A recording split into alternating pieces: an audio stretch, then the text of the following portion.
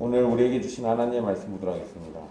오늘 우리에게 주신 하나님의 말씀은 야고보서 3장 1절로 18절까지 말씀입니다. 야고보서 3장 1절로 18절까지 말씀입니다. 귀하신 하나님의 말씀 받들어서 읽도록 하겠습니다. 내 형제들아, 너희는 선생된 우리가 더 큰 심판을 받을 줄 알고 선생이 많이 되지 말라. 우리가 다 실수가 많으니 만일 말에 실수가 없는 자라면 곧 온전한 사람이라 능히 온 몸도 블레시우리라. 우리가 말들의 입에 재갈 물리는 것은 우리에게 순종하게 하려고 그 온몸을 제어하는 것이라. 또 배를 보라. 그렇게 크고 광풍에 밀려가는 것들을 지극히 작은 키로써 사공의 뜻대로 운행하나니 이와 같이 혀도 작은 지체로 돼 큰 것을 자랑하도다. 보라, 얼마나 작은 불이 얼마나 많은 나무를 태우는가. 혀는 곧 불이요 불의의 세계라. 혀는 우리 지체 중에서 온몸을 더럽히고 삶의 수레바퀴를 불사르나니 그 사르는 것이 지옥불에서 나느니라. 여러 종류의 짐승과 새와 벌레와 바다의 생물은 다 사람이 길들일 수 있고 길들여 왔거니와 혀는 능히 길들일 사람이 없나니 쉬지 아니하는 악이요 죽이는 독이 가득한 것이라. 이것으로 우리가 주 아버지를 찬송하고 또 이것으로 하나님의 형상대로 지음을 받은 사람을 저주하나니 한 입에서 찬송과 저주가 나오는도다. 내 형제들아, 이것이 마땅하지 아니하니라. 샘이 한 구멍으로 어찌 단물과 쓴물을 내겠느냐. 내 형제들아, 어찌 무화과 나무가 감람 열매를 포도나무가 무화과를 맺겠느냐. 이와 같이 짠 물이 단물을 내지 못하느니라. 너희 중에 지혜와 총명이 있는 자가 누구냐. 그는 선행으로 말미암아 지혜의 온유함으로 그 행함을 보일지니라. 그러나 너희 마음속에 독한 시기와 다툼이 있으면 자랑하지 말라. 진리를 거슬러 거짓말하지 말라.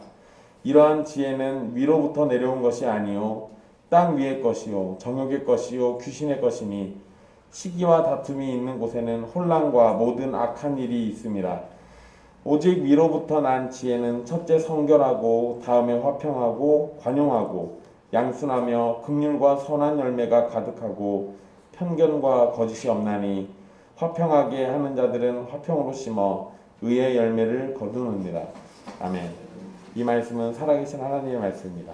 우리 김기환 목사님 나오셔서 야고보서 말씀 전해주시겠습니다.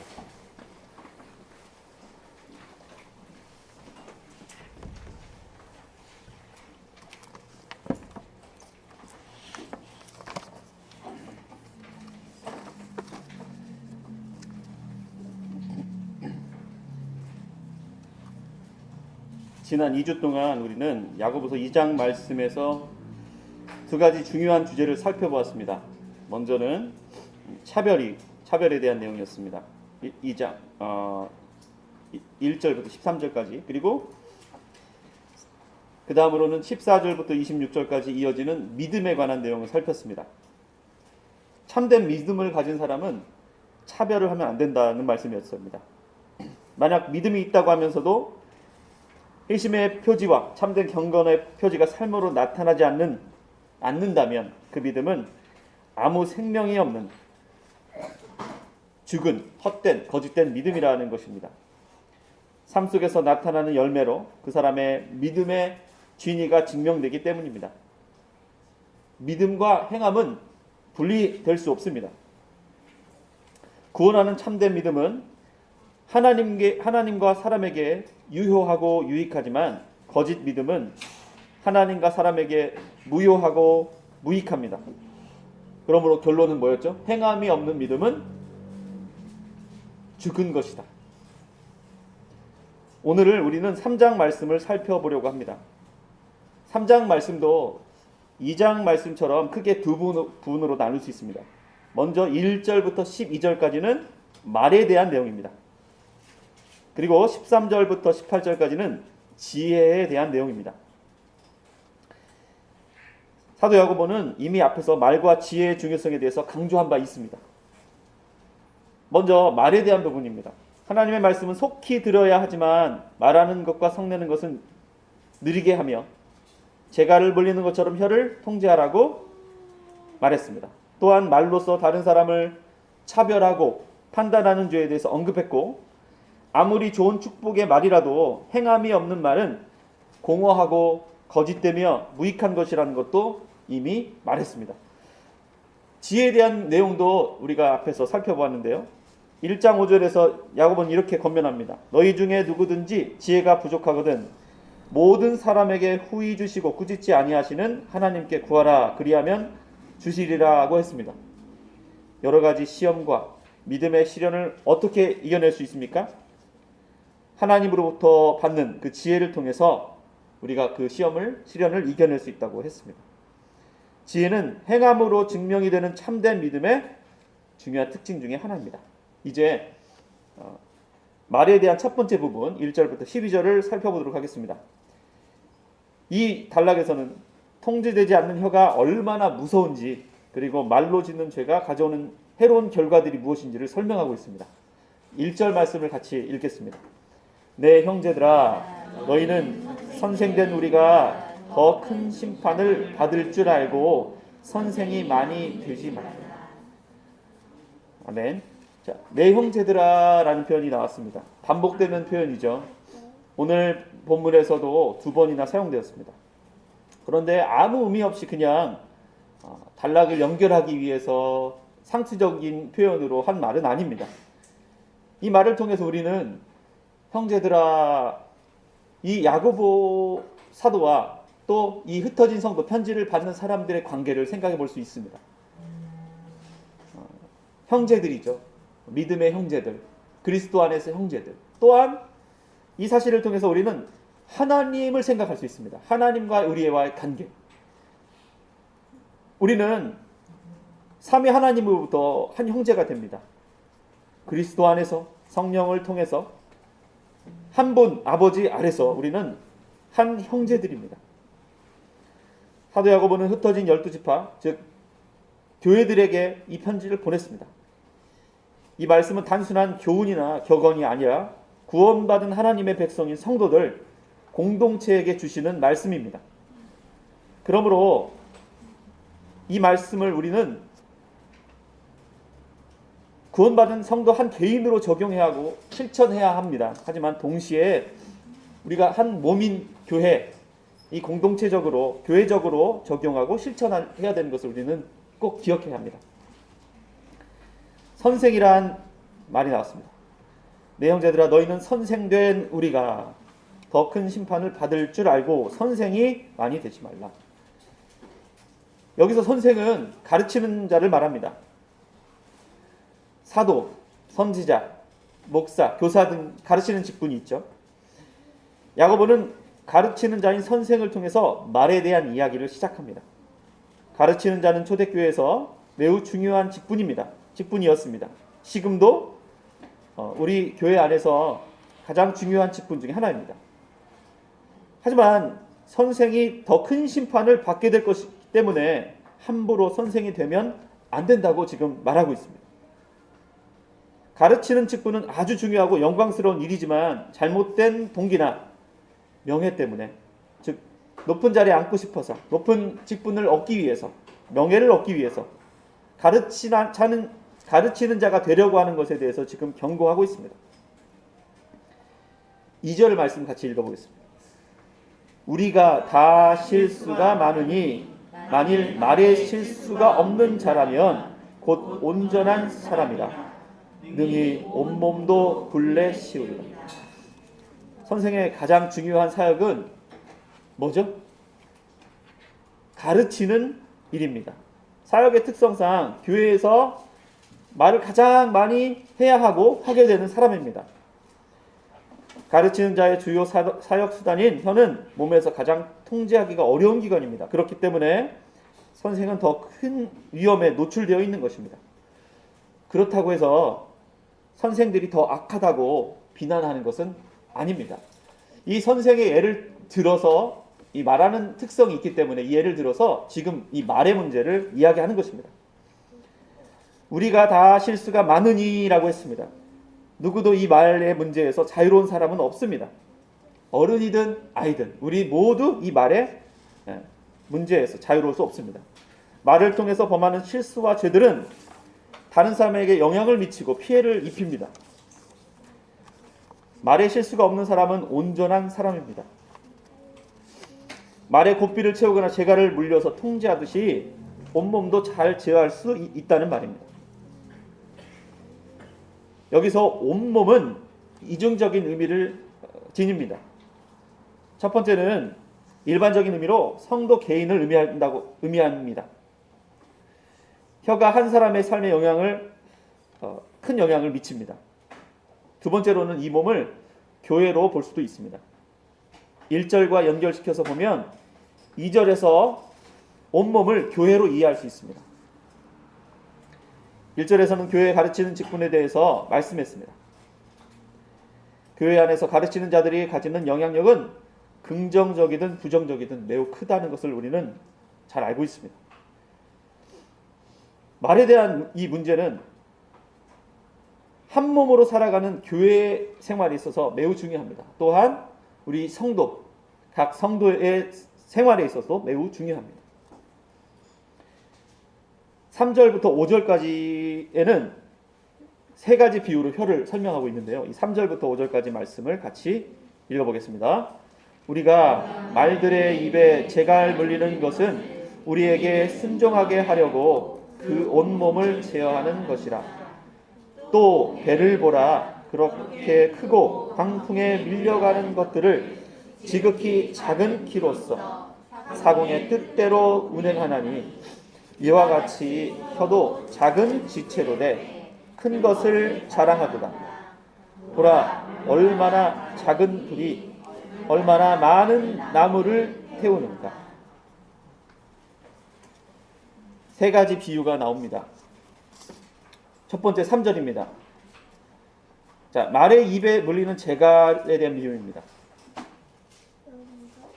혀는 입 안에 있습니다. 재갈도 말의 입 안에 있습니다. 둘 다 작지만 큰 몸을 움직이고 제어합니다. 4절에는 큰 배를 조종하는 작은 키에 대한 비유가 나옵니다. 배의 키도 매우 작습니다. 하지만 전체의 방향을 조정합니다. 마찬가지로 혀도 전인격에 큰 영향을 미칩니다. 5절에서 나오는 비유는 많은 나무들을 태우는 작은 불에 대한 비유입니다. 작은 불꽃이 큰 불을 일으킬 수 있는 것처럼 혀는 관계나 공동체에 불을 일으킬 수 있습니다. 이 세 가지 비유는 당시에 매우 흔한 것들이었습니다.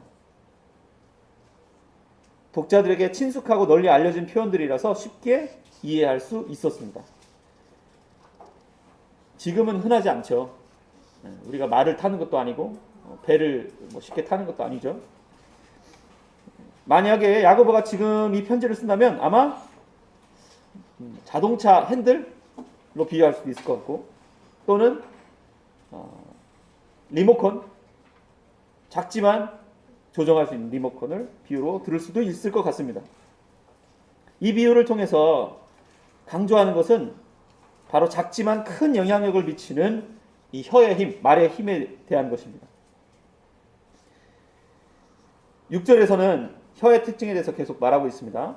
6절을 같이 읽겠습니다. 혀는 곧 불이요 불의의 세계라. 혀는 우리 지체 중에서 온몸을 더럽히고 삶의 수레바퀴를 불사르나니 그 사르는 것이 지옥불에서 나느니라. 6절에서는 혀의 특징에 대해서 말하고 있는데요. 세 가지 특징이 있습니다. 첫 번째, 혀는 악의 축입니다. 혀 자체가 원래 다른 지체보다 악하지는 않지만 우리는 종종 말로 죄를 짓습니다. 죄악된 생각을 말로 표현하고 죄를 지은 다음에는 말로 그 죄를 변명합니다. 혀는 단지 죄를 짓는 것에 참여하는 공범이 아닙니다. 죄를 짓도록 계획하고 주도하고 이끄는 주범으로 볼 수 있겠습니다. 혀는 이 불의하고 악한 세상에서 중심적인 위치를 차지합니다. 두 번째로 혀는 영향력이 큽니다. 온몸, 즉 전인격을 더럽힙니다. 혀는 악을 계획하고 미움과 증오가 가득 찬 말을 합니다. 그 말은 자신에게 영향을 주며 다른 사람에게도 큰 영향을 줍니다. 또한 혀를 통해 삶의 전 과정 속에서 죄를 짓습니다. 어릴 때는 우리가 징징거립니다. 좀 머리가 크고 알게 되면 비판을 하기 시작합니다. 실패하면 원망을 합니다. 성공을 하면 자랑을 합니다. 세 번째 혀의 특징은 파괴력이 큽니다. 성도의 전인격 또는 공동체 전체를 파멸로 이끌 수도 있는 이 혀의 파괴력은 어디로부터 오는 것일까요? 6절 후반절에서 야고보는 그것이 지옥불에서 난다고 말합니다. 이 단어는 예수님께서 최후의 심판의 장소를 묘사할 때 자주 사용하셨던 단어입니다. 지옥의 통치자인 사탄으로부터 이 파괴력이 온다는 것입니다. 7절, 8절 말씀을 읽겠습니다. 여러 종류의 짐승과 새와 벌레와 바다의 생물은 다 사람이 길들일 수 있고 길들여 왔거니와 혀는 능히 길들일 사람이 없나니 쉬지 아니하는 악이요 죽이는 독이 가득한 것이라. 네, 7절은 우리가 읽는 개역개정 성경에는 생략이 되어 있는데요. 원문에서는 왜냐하면이라는 그 접속사가 있습니다. 가르라는 왜냐하면이 있습니다. 야고보는 앞에서 말한 것들에 대해서 그 이유와 근거를 지금 계속해서 설명하고 있습니다. 7절에서 말하는 네 종류의 생물이 나오는데요. 이 생물은 창세기 9장 2절에 기록된 하나님께서 창조하신 모든 피조물을 가리킵니다. 9장 2절에 보면 땅의 모든 짐승과 공중의 모든 새와 땅에 기는 모든 것과 바다의 모든 물고기가 너를 두려워하며 너를 무서워하리니 이것들을 너희의 손에 붙였음이니라. 하나님께서는 그 모든 종류의 생물들을 사람들에게 다스리도록 하셨습니다. 하나님으로부터 받은 명령과 권위와 힘에 따라서 사람들은 모든 종류의 생물을 다스릴 수 있고 다스려 왔습니다. 하지만 혀는 어떻습니까? 혀는 길들일 수가 없다고 말합니다. 7절에서 말한 모든 종류의 생물과는 매우 대조적입니다.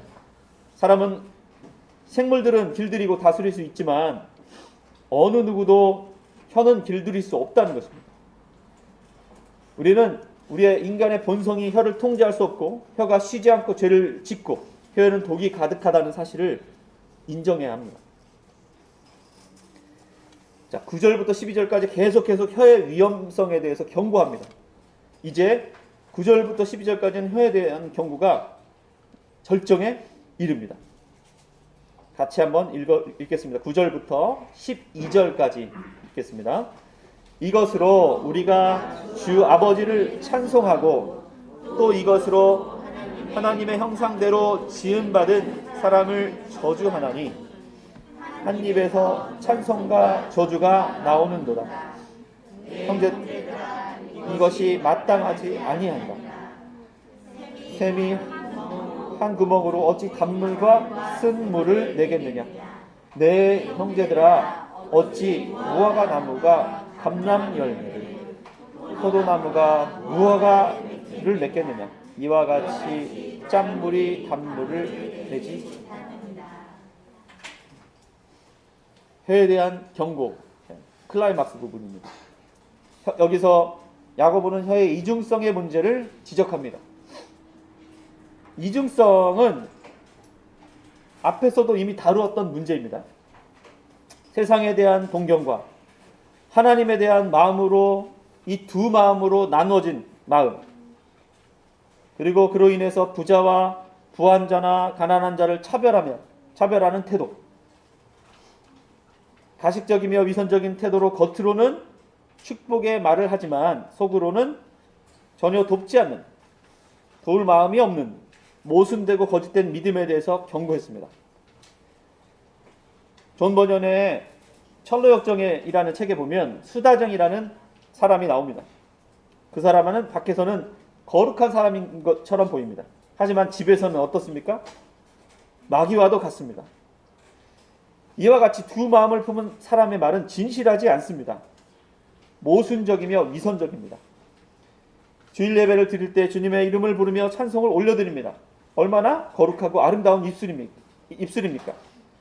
그런데 예배가 끝나자마자 기분이 상하거나 어떤 일로 인해서 다른 형제들에게 또는 가족들이나 자녀들에게 온갖 나쁜 말을 퍼붓습니다.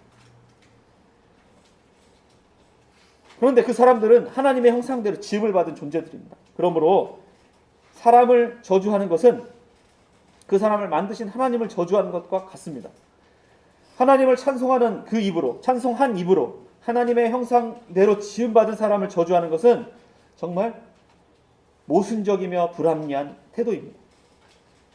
11절의 예도 같은 것을 말합니다.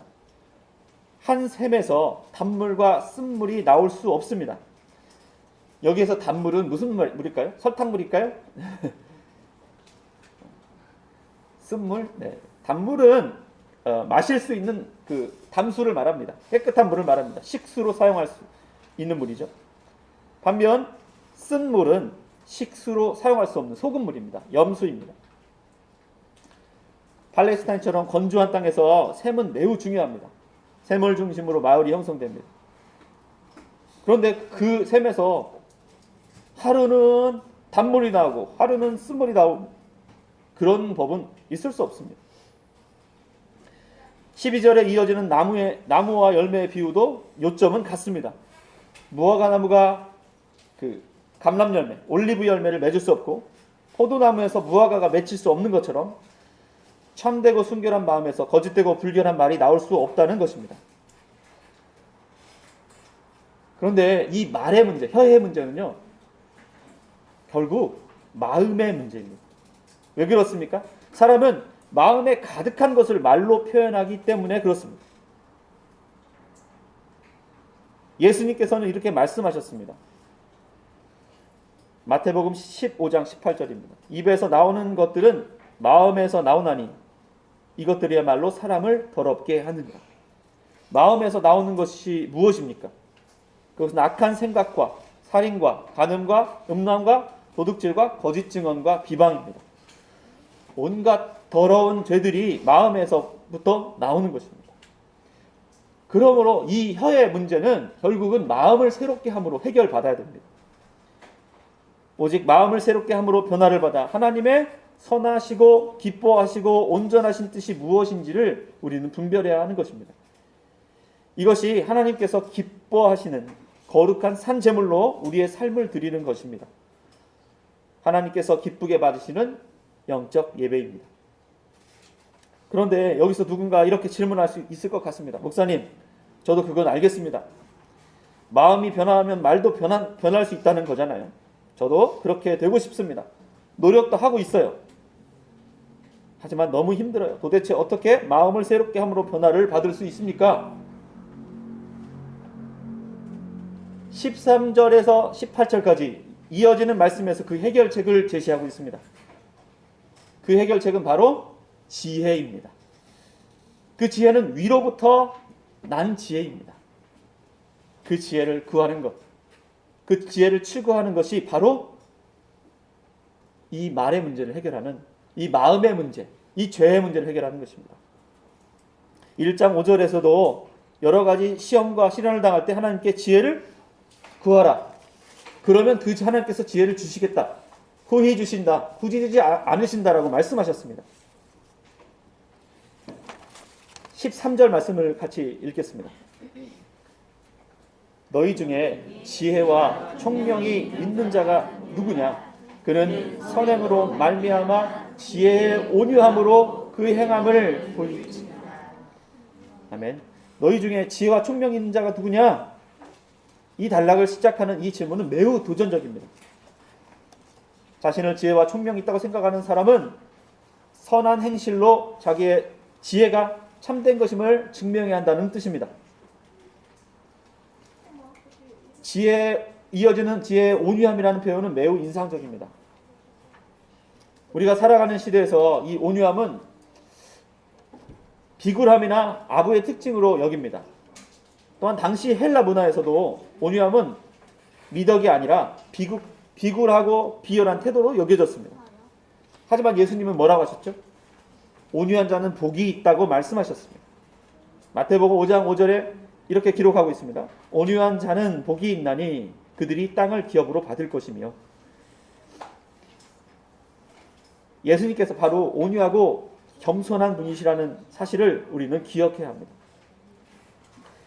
온유함은 하나님 앞에서 교만하지 않은 마음으로 자신을 돌아보며 겸손한 마음으로 이웃을 돌아보고 행함으로 증명되는 참된 믿음과 연결되는 아주 중요한 특징입니다.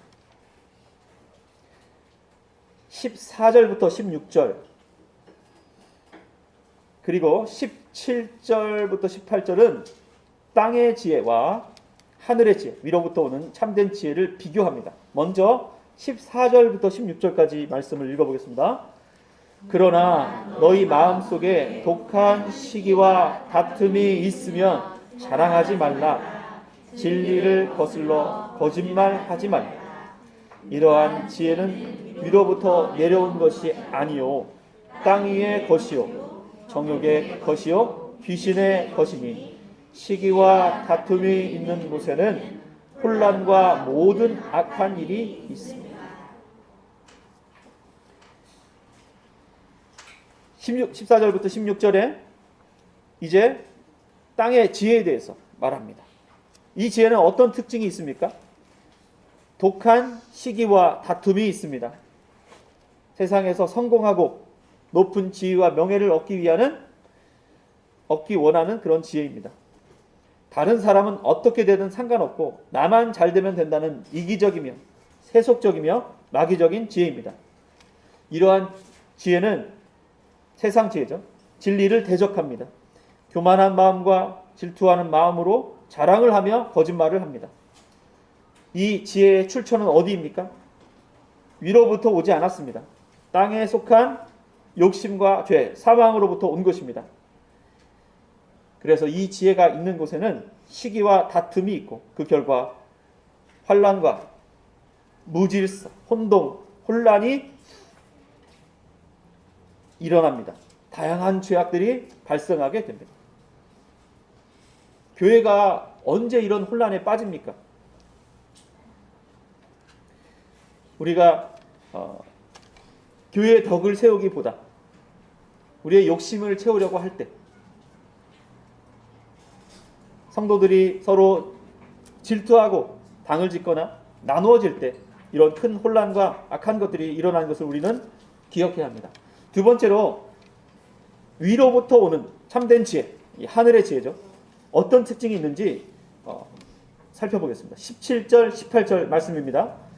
오직 위로부터 난 지혜는 첫째 성결하고 다음에 화평하고 관용하고 양순하며 긍휼과 선한 열매가 가득하고 편견과 거짓이 없나니 화평하게 하는 자들은 화평으로 심어 의의 열매를 거둡니다. 아멘. 위로부터 난 하늘의 지혜는 어떤 특징이 있습니까? 첫째는 성결입니다. 성결은 흠도 없고 점도 없는 거룩함을 의미합니다. 성경에서 예수님 묘사할 때 뭐라고 했죠? 오직 흠 없고 점 없는 어린 양 같은 그리스도의 보배로운 피로 된 것입니다. 그렇죠. 예수님이 바로 이 거룩한 분이시죠. 성결한 분이시죠. 위로부터 온 참된 지혜는 예수님의 성품인 거룩함, 성결을 추구합니다. 다음으로 나오는 세 가지 이 형용사가 있습니다. 화평하고 관용하고 양순하고. 그런데 우리 이 한글 성경에 보면 별로 이게 드러나지가 않죠. 하지만 이 헬라 원문 성경은요, 이게 모두 같은 모음 에로 시작합니다. 에 소리로 시작하는데요. 그래서 둔이 같습니다. 둔이 연결되어 있어요. 요즘 말로 라임이 좋다는 얘기죠. 라임이 맞아요. 그래서 이 단어, 그런데 이 단어는 이 세 가지 화평하고 관용하고 양순하면은 이 방금 위에서 언급한 이 땅의 지혜의 세 가지 특징인 다툼, 시기와도 아주 대조적입니다. 먼저 화평하고는 화평은요 참된 지혜로부터 옵니다. 화평은 성령의 열매입니다. 그런데 이 화평과 대조되는 다툼은 어떻습니까? 이기적인 욕심과 질투심, 그리고 통제되지 않은 그런 욕심으로, 정욕으로 인해서 일어나는 것입니다. 그것이 바로 다툼이죠. 화평의 반대입니다. 관용은 뭘까요? 관용은 예수님의 성품 중에 하나입니다. 관용은 친절하고 기꺼이 양보하며 급하게 요구하지 않고 관대한 것을 말합니다. 그런데 시기는 어떻습니까? 이 관용과 반대됩니다. 이기적입니다. 친절하지 않습니다. 양보하지 않습니다. 급하게 요구합니다. 관대하지도 않습니다. 그 다음으로 이어지는 양순. 양순하면은 문자적으로는 설득하기 쉬운이란 뜻입니다. 고분고분한이란 뜻도 있습니다. 하지만 잘 속아 넘어간다는 그런 부정적인 의미로 쓰인 것은 아닙니다. 절대 포기할 수 없는 본질적인 진리에서는 절대 타협할 수 없지만, 그런 것이 아니라면 다른 사람들과 잘 어울리고 또 다른 사람들의 생각을 존중하고 유순하고 권위자에게는 또 잘 순종하고 다른 것을 말합니다. 하지만 이와 반대되는 자랑은 어떻습니까? 내가 최고입니다. 교만이 하늘을 찌릅니다. 진리가 아닌 비본적인 그 부분에서도 타협이 없습니다. 그거는 그냥 괜찮거든요. 뭐 이거 먹고 저거 먹고 뭘 먹든 상관이 없는데 그런 거 가지고 내 생각이 맞고 내 생각만 맞는 거예요. 다른 사람의 견해는 잘 받아들이지 않고 존중하지 않습니다. 불손하고 권위자에게 순종하지도 않습니다. 참된 지혜, 하늘의 지혜, 위로부터 난 이 지혜의 세 가지 특징. 이 특징은요, 참된 믿음을 갖고 있는 공동체, 이 교회의 특성을 잘 표현합니다. 교회는 예수 그리스도의 몸입니다. 각 지체들이 성령 안에서 하나로 연결됩니다. 그러므로 주 안에서 화평하고 서로 친절히 여기고 불쌍히 여기고 자기의 유익을 추구하기보다는 다른 지체를 돌아보고 기꺼이 양보하고 다른 사람들을 존중하며 유순하고 겸손하며 권위자에게 복종합니다. 이제 이어지는 참된 지혜의 특징들은 교회의 특성을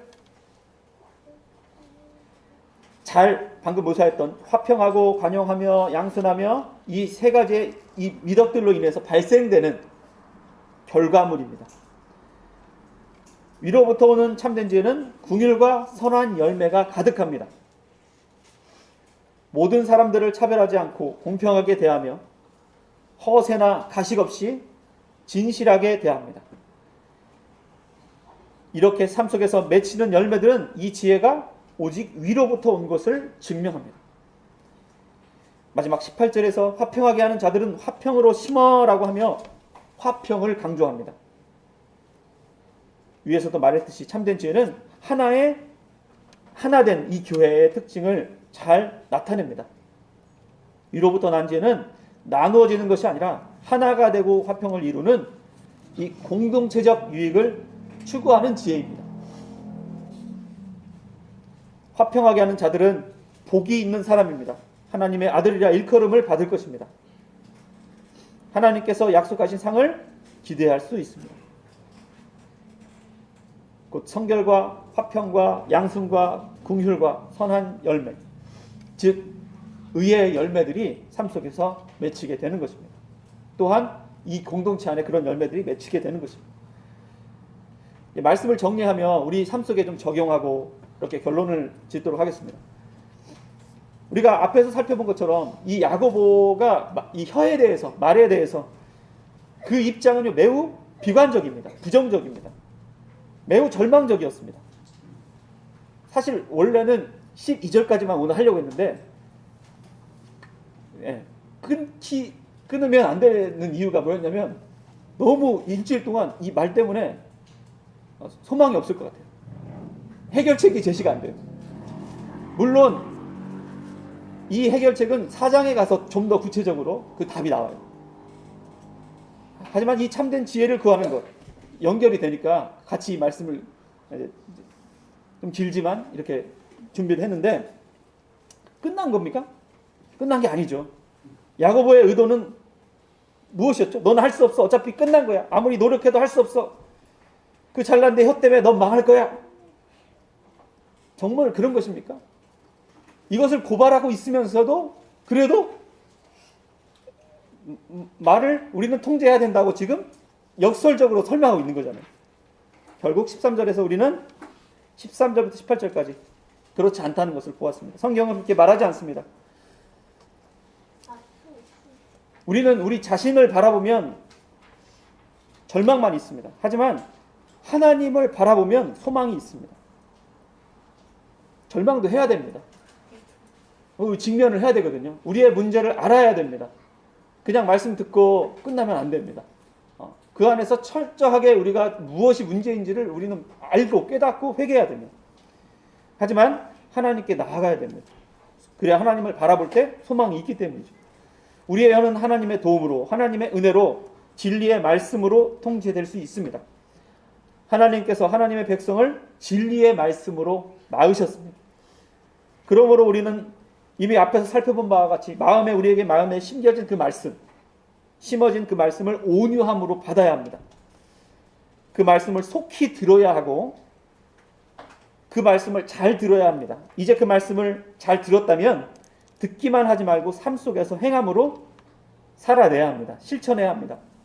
참된 경건의 삶을 통해서 참된 믿음을 증명하는 사람들은 세상의 가짜 지혜가 아닌, 땅의 지혜가 아닌 하늘로부터 오는, 위로부터 오는 참된 지혜를 구하는 사람들입니다.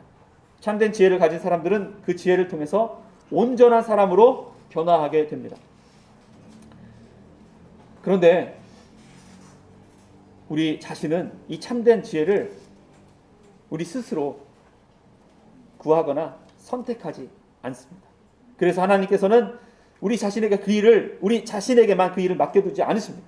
왜냐하면 우리 스스로 그렇게 할 능력이 없기 때문입니다. 그래서 재미있는 표현이죠. 참된 지혜가 위로부터 내려온다는 표현을 썼습니다. 혀를 제어하고 말을 조심하는 것은 단지 잘못된 행동과 습관을 훈련해서 고칠 수 있는 것이 아닙니다. 이 복음이 없이, 하나님 없이 그냥 우리가 훈련하는 것도 있겠죠. 훈련할 수도 있겠죠.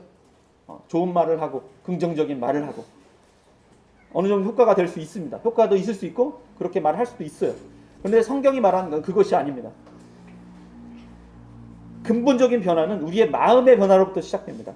왜 좋은 말, 선한 말을 하지 않습니까? 사실 이 설교를 준비하면서 많이 은혜가 됐어요. 왜 은혜가 되었을까요? 제 자신을 바라볼 때, 저희 가정을 바라볼 때, 어제도 저희는 이 문제로 계속 회개하고 기도했어요. 말의 문제 때문에. 근데 이 말의 문제, 우리 가정 안에 서로를 높이고, 서로를 우리가 이렇게 격려해주고, 소망을 주고, 위로해주고, 칭찬해주고, 배려해주는 그런 말을 하는 게 아니라, 생명의 말이 아니라, 자꾸 쓸데없는 말, 또는 서로를 화나게 하는 말, 상처를 주는 말, 이런 말들을 계속 하게 되는 것을 보면서 그 문제는 도대체 무엇인가?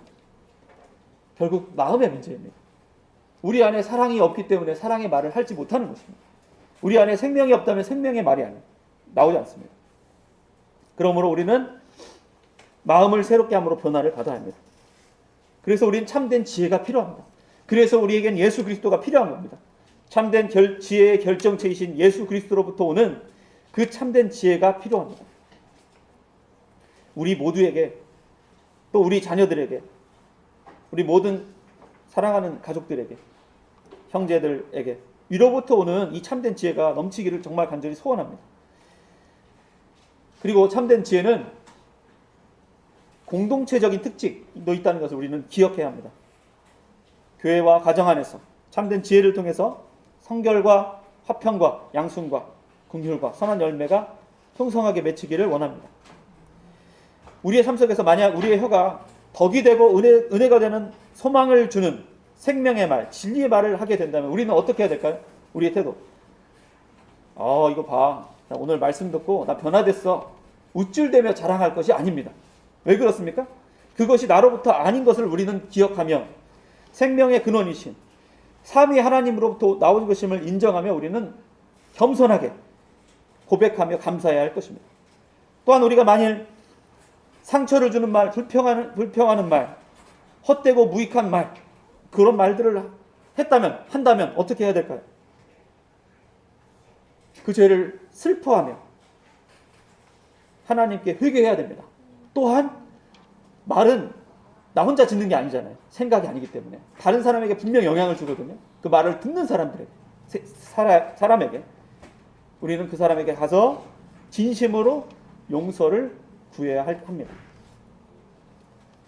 성도 개인에게 이 말의 문제가 중요한 것처럼 공동체 안에서 말의 영향력은 매우 큽니다. 1절에서 언급했듯이 말을 많이 하게 되는 이 선생이라는 직분, 가르치는 직분자가 진리의 말씀을 바르게 선포하고 교리를 잘 가르칠 수 있도록 꼭 계속 기도해 주시기를 부탁드립니다. 여러분이 기도하시고 있는 거를 믿어요. 네. 저는 이제 잠깐 하지만 황철민 목사님을 위해서 건강을 위해서 또 계속해서 이 말씀을 잘 연구할 수 있도록 여러분의 기도가 정말 필요합니다. 관심이 필요합니다. 또 배려도 필요하죠. 이렇게 시간을 잘 사용할 수 있도록 더 목사님이 집중할 수 있도록 그게 어차피 우리에게 좋은 거 아닙니까? 성도들에게. 그런 것들을 잘 생각하며 또 기도해 주시며 협력해 주시기를 부탁드립니다. 또한 이 모든 성도들은 선포되고 가르침을 받은 말씀이 정말 그러한지 상고하고 그래서 그 말씀이 정말 그렇다면 그 말씀대로 살기 위해서 실천하시고 또 궁금한 것이 있으면 질문을 하시고 또 아닌 것 같다 하면 질문을 하셔서 거룩한 선한 감독이 우리 안에 우리가 돼야 돼요. 그게 건강한 공동체입니다. 아무리 열심히 준비했더라도 잘못 성경 공부나 가르칠 때 잘못 볼 수도 있거든요. 그런 것들은 이야기할 수 있어요. 그런 것도 얘기 못하는 것은 안 되는 거예요. 선한 감독, 중요한 건 선한 감독이에요. 앞으로 당회가 이제 구성이 되고 하면 이 당회는 그 역할을 계속 감당해야 될 것입니다. 그리고 오늘 말씀을 통해서 우리 자신에 대한 믿음에 대해서, 삶에 대해서 돌아보게 되었을 것입니다. 그런데 우리가 흔히 범하는 실수가 있습니다. 그것이 뭐냐면 그냥 들었으니 끝났다는 거예요. 할 일을 다 한 것처럼 생각하죠. 마음속으로 좀 생각도 했고 회개도 했고 결심도 했고 어떤 분은 노트에다 이제 설교 노트를 작성하면서 뭐 계획도 썼을 수도 있습니다. 이미. 근데 이런 생각만으로 만족하고 끝나면 안 됩니다. 우리는 분명히 성령님께서 도와주셔야만 우리가 실천할 수 있습니다. 하지만 성령님께서 도와주셔야 가능하다는 것이 우리가 노력을 안 해도 된다는 말은 아닙니다. 삶 속에서 저와 여러분이 이 말씀을 붙들고 이번 한 주간도 그렇게 씨름하며 말씀 앞에 서며 고민하며 살기를 원합니다. 삼위 하나님께서 은혜 주셔서 말씀 따라 순종하기 위해 노력하는 그런 우리 모든 성도님들 되시길 바랍니다. 기도하시겠습니다. 하나님 아버지, 오늘도 우리에게 함께 예배할 수 있는 이 시간을 주시니 감사합니다. 우리에게 말씀을 통해서 가르쳐 주시고 깨닫게 해주시니 감사합니다. 주신 말씀 마음속 깊이 새겨서 성령님께서 우리에게 주시는 이 말씀을 삶으로 살아낼 수 있도록 도와주시기 원합니다.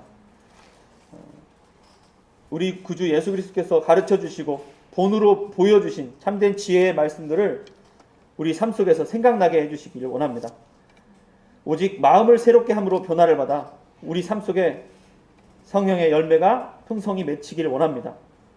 우리 애길교회가 이 참된 지혜를 통해서 서로 더욱 사랑하며 하나 될 수 있도록 은혜 주시길 원합니다.